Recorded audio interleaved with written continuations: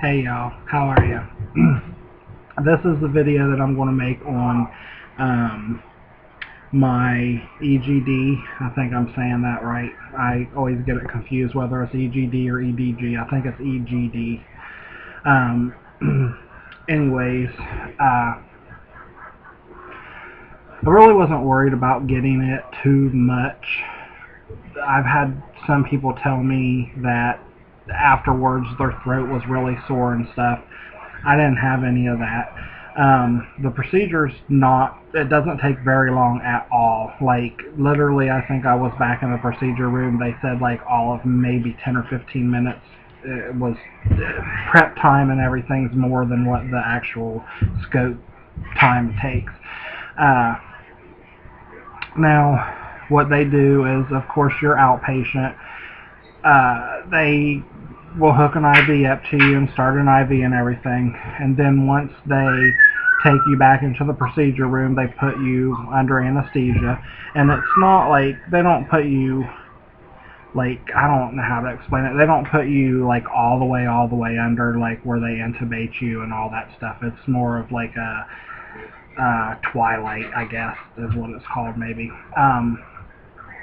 So I don't know how other people's procedures go or anything, but I had no trouble. I didn't have any sore throat, anything. I was drowsy pretty much the rest of the day, but other than that, I was fine. I ate right afterwards, everything, it was fine.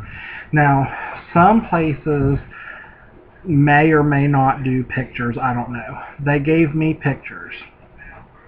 So, if you don't like looking at stuff that may look gross to you, then close your eyes for a minute. But anyways, this is what it looks like, and I know it's hard to see because of the lighting, but in this photo right here, all of this disc collar, I can't see from over here, down here at the bottom, right in through here, you can see all kinds of discoloration up here at the top and over to this other side right there. That is my esophagus, and that's where the acid is coming up and like eroding my esophagus. My esophagus is also really swollen. I believe, we think that's why I've been getting short of breath as well, because it's so swollen in there. And what they found is the reason why the acid reflux is being uncontrollable with medicine and everything is because I have it's called a hiatal, hopefully I say it right, hiatal hernia in my esophagus. Now, I know a lot of people have this, especially us who are overweight, they say. Now, they told me that it is a major surgery in itself to repair this hernia. So, of course, they're going to repair it when I have my gastric bypass. They're going to do the hernia repair and the gastric bypass at the same time. Now, they said for someone that has this and say they're not having weight loss surgery, if they repair the hernia and we're over a certain weight or whatnot and don't lose weight and keep the weight off, the hernia, I guess, can come back.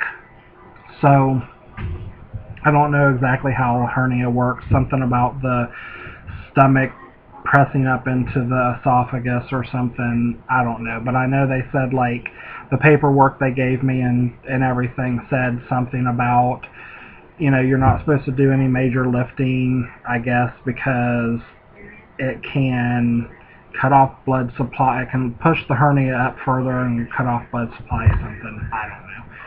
But anyways, you know, that experience, it wasn't bad at all. But and of course, I'm not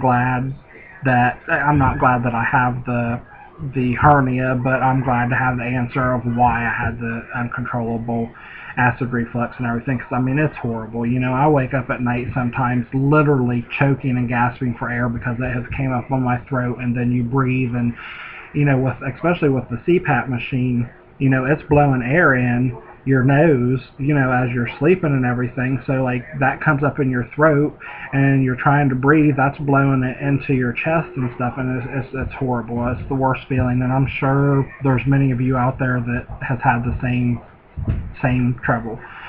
So if you know, you're having the weight loss surgery and you have the hernia as well, most generally they will fix them at the same time.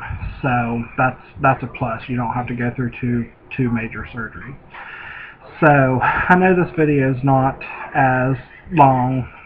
I don't want to bore you more than I have to, but I just wanted to tell you about that experience. And once again, if you're new to this channel, haven't seen the other videos, my name's Daniel. I'm just kind of doing these videos as my weight loss journey. I haven't had surgery yet, but this is my journey step by step, and my experiences with my doctor's appointments and what have you. Everyone's is going to be different. I'm sure some stuff is going to be the same, blood work and stuff like that, but I'm going to go over everything that has happened through my journey, the way they've done everything. So with that being said, like I said before, I think we all can learn from each other, go out there and explore other channels. There are so many amazing weight loss surgery channels, people who have been through the weight loss. They talk about their problems, they talk about how it's helped them. You know, we all learn. All of our stories are different. So if you have any questions, feel free to email me. My email address will be at the very end of this video, or leave a comment. If I do not know the answer to a email or to a question that you email or ask, I will do my best to get that answer for you or direct you to someone who can answer the question for you. With that being said, I hope you all have an awesome day, and we'll see you next video. Bye.